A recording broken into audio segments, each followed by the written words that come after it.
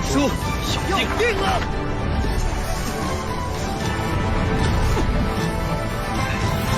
Hello दोस्तों, जैसा कि मैंने आप लोगों से वादा किया था कि मैं जल्द ही आप लोगों के लिए एक न्यू एनिमे लेकर आने वाला हूँ और वो वक्त आ भी चुका है, क्योंकि मैं आप लोगों के लिए लेकर आ चुका हूँ एक बहुत ही ज्यादा अमेजिंग एनिमे। इस एनिमे के ग्राफिक्स और फाइटिंग सीन्स यकीनन आपको बहुत ज्यादा पसंद आएंगे, क्योंकि इसको भी बनाने वाली वही कंपनी है जिसने बैटल थ्रू द हेवन और सोल लैंड जैसे एनिमे को डिजाइन किया है। अब चलो बिना टाइम जाए कि आज की एक्सप्लेनेशन वीडियो को शुरू किया जाए। तो ये कहानी शुरू होती है एक नरेटेड वॉइस से, जो कि हमें बताती है कि आज से हजारों साल पहले डीमंस ने ह्यूमन पर कब्जा कर लिया था और वो उनको अपने गुलामों की तरह ट्रीट करने लगे थे।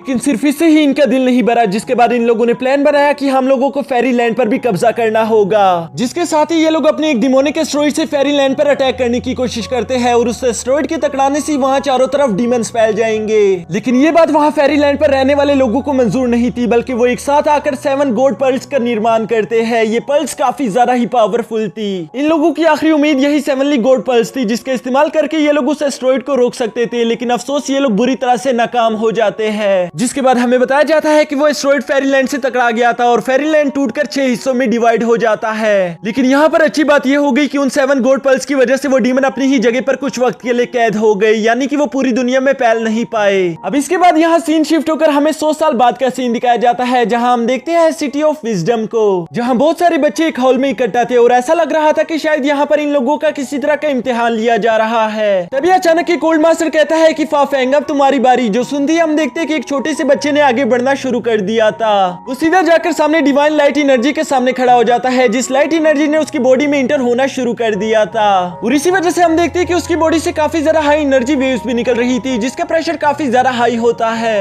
यहाँ ये सब देखकर उसके मास्टर काफी ज्यादा शॉक हो गए थे। तभी अचानक हम देखते हैं कि वो डिवाइन लाइट एक बुक निकालकर उसके सामने प्रेजेंट कर देती है, जो देखकर फैंग के मास्टर काफी ज्यादा खुश हो गए थे और वो खुश होते हुए कहते हैं कि मुबारक हो, तुम यहाँ के पहले लॉ इन्फोर्सर्स बन गए। यानी कि ये छोटा सा बच्चा सिटी ऑफ विजडम का सबसे पावरफुल और खतरनाक वॉरियर बन चुका है। इसकी वजह से हम देखते हैं कि फाफेंग को भी काफी ज्यादा खुशी हो रही थी, जिसके साथ सीन शिफ्ट होकर हमारे दूसरे हीरो पर आ जाता है। हमारा दूसरा हीरो ब्लू सिटी का प्रिंस है, जो कि शरारती होने के साथ साथ काफी ज्यादा नटखट भी है। यहाँ हम देखते हैं कि राजा रानी उसे अपने साथ लेकर एक बहुत ही खूबसूरत जगह पर आ गए थे, जहाँ वो अपने लिए एक न्यू एलिमेंट को डिसाइड कर पाएगा।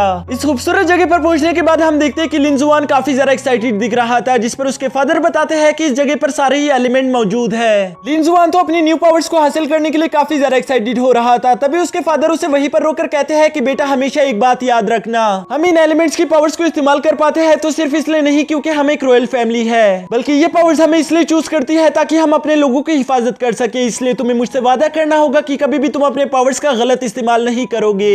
यहाँ राजा साहब इतने अच्छे से लेक्चर दे रहे थे, जबकि दूसरी तरफ लिंजुआन उन फिश को देखकर कह रहा था कि वाओ, ये दिखने में काफी ज्यादा टेस्टी लग रही है, क्या मैं इनमें से एक खा सकता हूँ? जो सुनकर उसके फादर की सिटी पिटी गुल हो जाती है। वो कहते हैं कि तुम ये किस तरह की बातें कर रहे हो, ये कोई फिश नहीं है, बल्कि इन सब में किसी न किसी तरह की खास एलिमेंटल पावर छुपी हुई है। और ये कहते साथ ही वो लिंजुआन को दिखाते हैं कि तुम्हारी माँ के पास विंड एलिमेंट की पावर है, जबकि मेरे पास थंडर एलिमेंट की पावर। और आज डिसाइड होगा कि तुम्हें कौन सा एलिमेंट चूज करता है, इसलिए मैं चाहता हूँ कि तुम अपना पूरा ध्यान इस पर लगा दो। यहाँ लिंजुआन अपना पूरा ध्यान लगाने की कोशिश कर रहा था, लेकिन उससे कोई भी काम नहीं बनता, जिस पर उसकी माँ उसकी हेल्प करते हुए उससे पीछे से लात मारकर नीचे गिरा देती है। ये देखकर राजा साहब काफी ज्यादा हैरान हो गए थे और वो अपनी वाइफ की तरफ देखकर कहते हैं कि वाह, कितनी अच्छी माँ हो तुम। जिस पर रानी साहिबा कहती है कि मुझे ऐसे मत देखो, मुझे अपने बेटे पर पूरा यकीन है, वो जल्द ही कोई न कोई एलिमेंट हासिल करके वापस बाहर आ जाएगा। यहाँ ये दोनों आपस में इसी तरह की बातें कर ही रहे थे कि तभी इन दोनों को आसमान में एक बहुत ही चमकती हुई लाइट दिखाई देती है, जिसे देखकर राजा साहब कहते हैं कि सिटी ऑफ विजडम में एक बहुत ही पावरफुल वॉरियर पैदा हुआ है। ये देखकर मुझे आज बहुत ज्यादा खुशी हुई। जिस पर महारानी साहिबा उनको कान से पकड़कर खींचते हुए कहती है कि तुम्हें क्या लगता है कि वो मेरे बेटे से भी ज्यादा टैलेंटेड है? नहीं, ऐसा नहीं हो सकता। मैं अपने बेटे को बहुत ज्यादा अच्छे से जानती हूँ, उसमें इससे भी ज्यादा एनर्जी और टैलेंट भरा हुआ है। जिस पर राजा साहब कहते हैं अच्छा अच्छा, तुमने बिल्कुल सही कहा, पहले मेरा कान तो छोड़ दो, बहुत ज्यादा दर्द हो रहा है। ये सुनकर महारानी साहिबा ने तो उनका कान छोड़ दिया था, लेकिन तभी वो नोट करती है कि लिंजुआन को गए हुए काफी ज्यादा वक्त हो गया, लेकिन अभी तक वो बाहर वापस नहीं आया।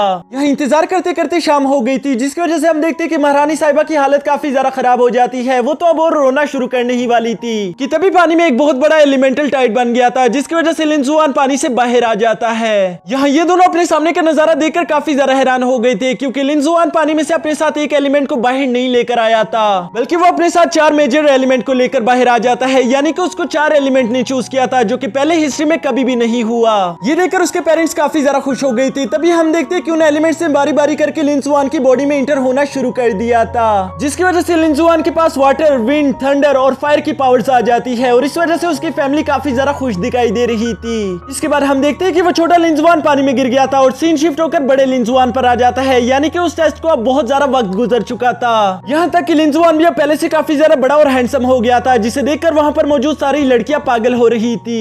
ये देखकर लिन जुआन भी उन लड़कियों के सामने फ्लेक्स करना शुरू कर देता है, जिस पर पीछे से एक आदमी आवाज लगाते हुए कहता है कि बेवकूफ, तुम यहाँ पर फाइट करने के लिए आए थे। और ये कहते साथ ही वो आदमी अपनी फुल पावर को एक्टिवेट करते हुए लिन जुआन पर अटैक करना शुरू कर देता है, लेकिन लिन जुआन ने बहुत ही आसानी के साथ उससे डॉज कर लिया था। लिन जुआन उसे बार बार डॉज करते हुए अचानक से पकड़कर दूर फेंक देता है, लेकिन वो आदमी हार मानने वाले में से नहीं था। वो दोबारा से आगे बढ़ते हुए लिन जुआन पर अटैक करने की कोशिश करता है। ये देखकर लिन जुआन ने भी हवा में जंप कर लिया था, जहां से वो अपना थंडर एलिमेंट अटैक करना शुरू कर देता है। इस अटैक की वजह से हम देखते हैं कि वो वॉरियर नीचे गिरकर हारने ही वाला था, लेकिन तभी वो थोड़ी सी हिम्मत करके खुद को काबू कर लेता है, जिस पर उसने फौरन ही अपनी अर्थक्वेक टेक्निक से लिन जुआन पर अटैक कर दिया था, लेकिन लिन जुआन उसे अपने एलिमेंटल विंड से रोक देता है। ये देखकर उस वॉरियर को काफी ज्यादा गुस्सा आ गया था, जिसके बाद वो फौरन ही आगे बढ़ते हुए लिन जुआन के साथ 1 versus 1 hand to hand combat करना शुरू कर देता है। लेकिन लिन जुआन उसमें भी काफी ज्यादा अच्छा था, क्योंकि वो बहुत ही आसानी के साथ उस वॉरियर को हराते साथ साथ उसे छिड़ा भी रहा था, जिसकी वजह से वो वॉरियर आग बगोला होते हुए अपने डिवाइन स्पीयर से लिन जुआन पर अटैक कर देता है, लेकिन लिन जुआन ने अपने विंड शील्ड से इसे वहीं पर ब्लॉक कर दिया था।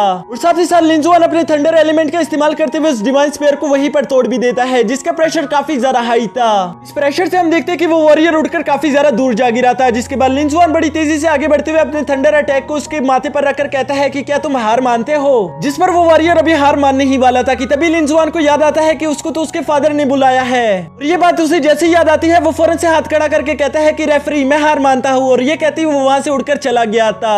तो देखकर वहां पर मौजूद सारे लोग काफी ज्यादा हैरान हो गए थे कि अभी तो ये लड़का जीतने ही वाला था और इसने इतनी जल्दी हार क्यों मान ली। यहाँ तक कि वो जीतने वाला वॉरियर भी नीचे लेटकर रोना शुरू कर देता है और रोते रोते कहता है कि आज मेरे साथ बहुत ज्यादा गलत हुआ है, इस लिन जुआन ने तो मेरी इज्जत खराब कर दी, उसने तो मुझे कहीं मुंह दिखाने के काबिल नहीं छोड़ा। और ये कहते हुए वो बच्चों की तरह रोना शुरू कर देता है। यहाँ नेक्स्ट सीन में हम देखते हैं कि लिन जुआन अपने पैलेस आ चुका था, जहाँ वो बाहर खड़ा होकर सोचने लगता है कि पता नहीं मुझे मेरे फादर ने यहाँ पर क्यों बुलाया होगा। लेकिन फिर वो खुद से कहता है चलो वो जो भी बात हो, वो तो मुझे अपने फादर से मिलने के बाद ही मालूम होगी। और ये कहते साथ ही वो अपने फादर से मिलने के लिए चला जाता है, जहाँ जब वो अपने फादर से मिलता है तो उसका फादर बताता है कि बेटा, मैंने यहाँ पर तुम्हें बुलाया है ताकि मैं तुम्हें एक जरूरी मिशन पर भेज सकूं। इसके बाद सीन शिफ्ट होकर हमारे फर्स्ट हीरो यानी फा फेंग पर आ जाता है, जो कि पहले से काफी ज्यादा बड़ा हो चुका था। उसको भी सेम उसके टीचर ने एक जरूरी मिशन के लिए बुलाया था, जहाँ वो उसको बताते हैं कि क्या तुम्हें 7 गॉड्स पर्ल के बारे में कुछ मालूम है। ये बात सुनकर फेंग कहता है कि हाँ, मुझे उन पर्ल्स के बारे में थोड़ा बहुत मालूम है, जबकि दूसरी तरफ लिन जुआन भी सेम बात कहता है कि हाँ, मैं उन पर्ल्स के बारे में थोड़ा बहुत जानता हूँ। इसी के साथ हमारा ये एपिसोड यहीं पर खत्म हो जाता है। यकीनन दोस्तों इन दोनों को उन पर्ल्स को लेने के लिए भेजा जाएगा, जहाँ इन दोनों की मुलाकात होगी और आगे की फैंटेसी हमें देखने को मिलेगी।